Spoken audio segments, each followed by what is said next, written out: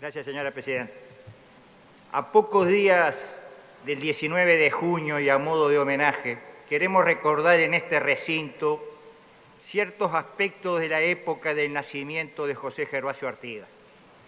Hijo de Martín José Artigas y Francisca Pascual Arnal, José Gervasio nace en 1764 en Montevideo, un poblado de 6 a 7.000 habitantes, fundado hacía menos de 40 años y que desde hacía 13 años era sede de una gobernación que dependía del Virreinato del Perú.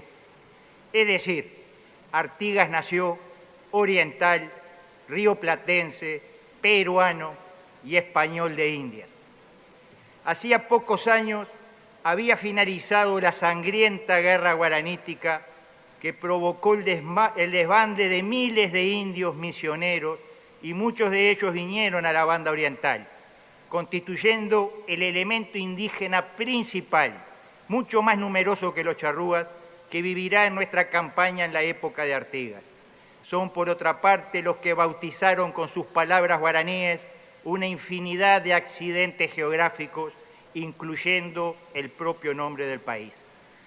Otro hecho histórico relevante, ya nacido Artigas, es la expulsión de los jesuitas que se verifica en 1767, que junto a la guerra guaranítica marcará el comienzo del fin del sistema misionero, única muralla que frenaba el avance portugués hacia el oeste y hacia el sur.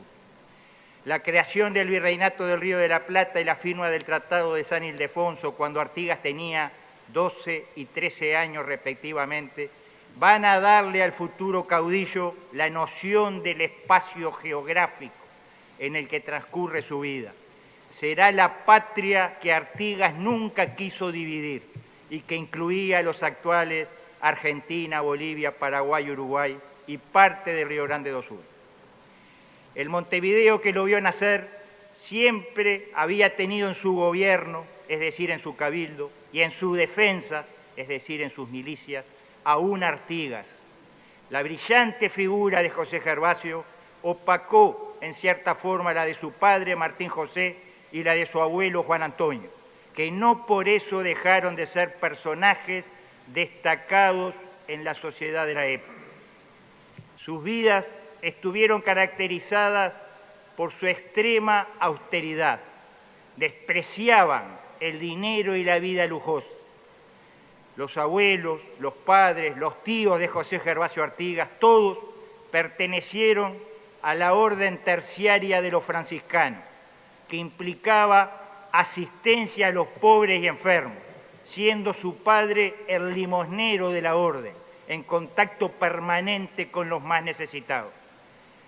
Sin duda, la influencia familiar y su educación inicial en la escuela de los padres franciscanos le inculcaron la sensibilidad por los más postergados, que marcará su accionar cuando, unas décadas después, se convierta en protagonista de la historia de esta tierra.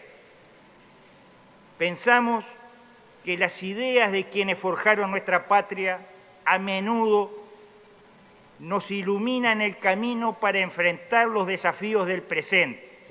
Y elegimos hoy, entre tantas, recordar la frase expresada por el caudillo al Cabildo de Montevideo en abril de 1815. El triunfo de la libertad, decía, no se asegura mientras existan entre nosotros esos enemigos ocultos o descubiertos, siempre inflexibles, siempre irreconciliables. En esta época de divisiones entre uruguayos, de fracturas o grietas generosamente financiadas por quienes nos quieren inermes, apoyadas en ideologías pseudocientíficas que ni siquiera admiten opiniones diferentes, época en donde proliferan los autocalificados defensores de los excluidos y los patriotas de escritorio, época en que además aparecen caranchos de toda laya.